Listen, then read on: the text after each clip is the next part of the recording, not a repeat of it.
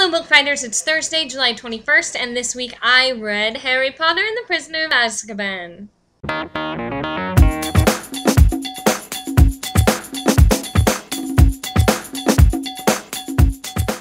So I read this for a few reasons. First, because while I was going to and from LeakyCon, I was listening to the audiobook, and I was already like halfway through it, and I realized I hadn't started a book yet, so I might as well keep going on this one.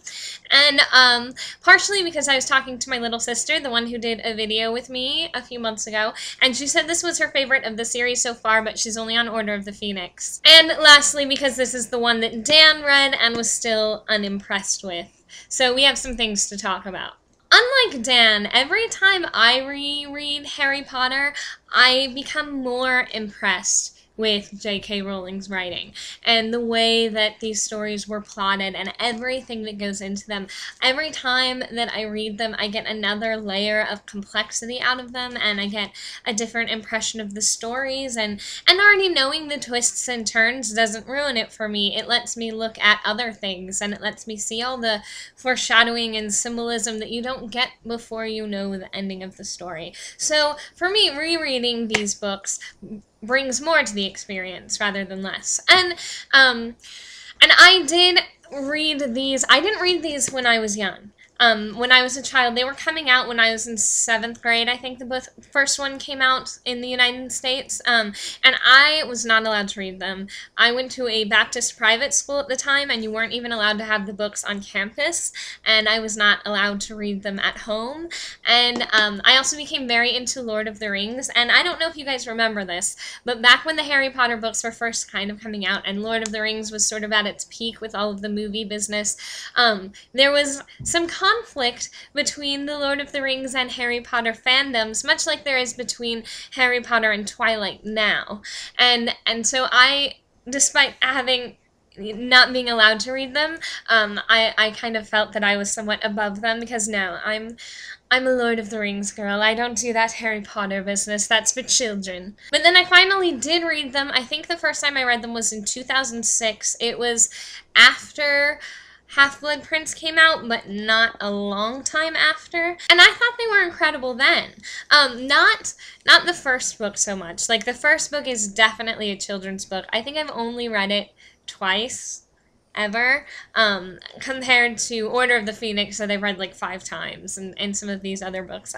I think it's by far the weakest of the series, and if I had read that book when the series was first starting, I probably would not have continued to read Harry Potter, because I would have been so unimpressed with that one. But I think to say that these are just a simple conflict between good and evil is misreading the series. I think that Lord of the Rings, for example, is much, much more of a direct cross conflict between good and evil and nothing in between. Much more so. Lord of the Rings weighs heavily in that way, whereas this one is very modern in that the villains are real people. They're not caricatures or major archetypes or like gods of evil. You have real people who have become evil, and you see their path to get there. So we see Tom Riddle become Voldemort, and the choices that he made to get there, and the things that happened to him, and the way that he reacted to things. So you see how he became Voldemort. Voldemort isn't just this like powerful mythic figure looming that's always been there and always will be there, and all of these sorts of things like you get with Sauron and different mythological bad guys. So I think it's a very humanistic novel. The good guys are good because they made decisions to become good. The bad guys are bad because they make decisions that make them bad. And there's even the line, it wasn't in this one, I think it was in Order of the Phoenix, where Sirius says that the world is not split between good guys and Death Eaters. That's not the exact quote, but that's the general idea of it. So yeah, I mean, I think it's a very humanitarian, humanistic novel, and not nearly as clean-cut as just being between good and evil.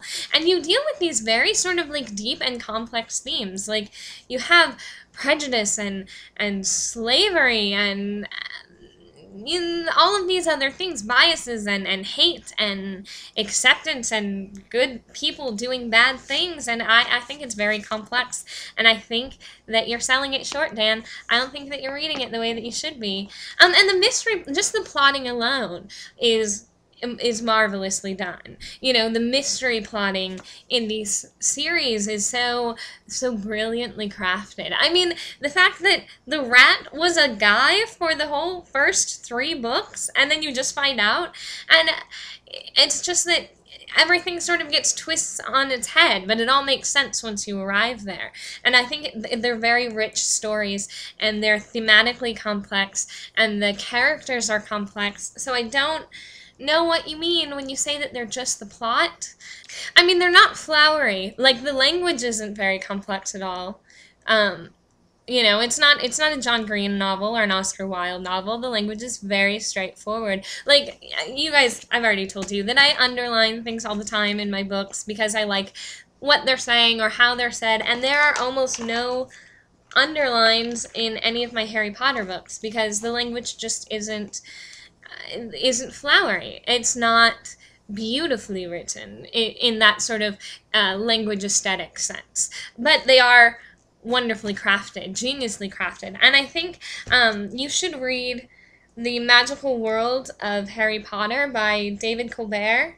I read this in between Half-Blood Prince and The Deathly Hallows, and this brought a lot of depth into the series that I didn't see before. And at the time, it sort of told you how the story ended before you got to it, because if you know where all of the characters came from, and you know the mythical origins of all of these things, then you can see the ending of it.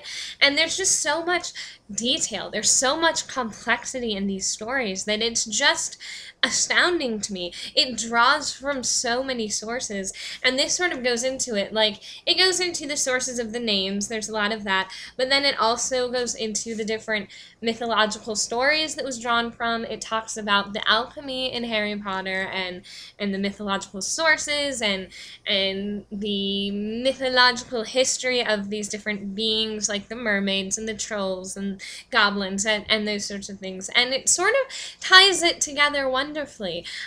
So I disagree, Dan. I disagree. I think that you're not... I don't think that you're giving it the shot that it deserves. I think, well, no, I'm not going to say that. Maybe you are. I would like to know more about why you think these are just plot. And Sarah's question from a couple weeks ago about what sort of conflict that I like. For me, I don't have any particular brand of conflict that I prefer over any others.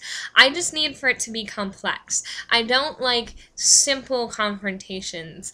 There needs to be depth to it. I need to be able to understand both sides of the issue and be able to see myself on both sides of the issue. Even if ultimately one is right and one is wrong, I still need to be able to understand both sides. It needs to have a certain realism to it. And that's kind of all. I mean, I love X-Men, like Sarah was talking about. I think that conflict in there is just brilliantly put together. Same thing, Harry Potter, Lord of the Rings. I just need a complexity to the issue. That's all. That's all that I need in a conflict. Complexity. I don't like simple conflicts, which is why I don't like most young adult novels, because they're very real. Very real no, not even very real. That's the wrong word. They're very literal. It's things that actually happen and how they actually turn out, and it's very cut and dry. This is our hero, and this is the bad thing that happened to them, and this is how they overcome it. And I just don't.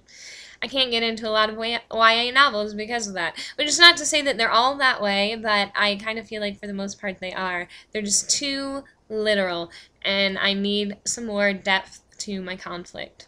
And I do actually have a video from last week that I recorded on Thursday, and I was not able to edit it or post it because of LeakyCon. I didn't have the time. So I'm going to put that up this weekend because I did actually do it, and Julia was in it with me. So that will happen. Alright, that's all I have for you guys this week, Julia. I will see you tomorrow, but only on the internet.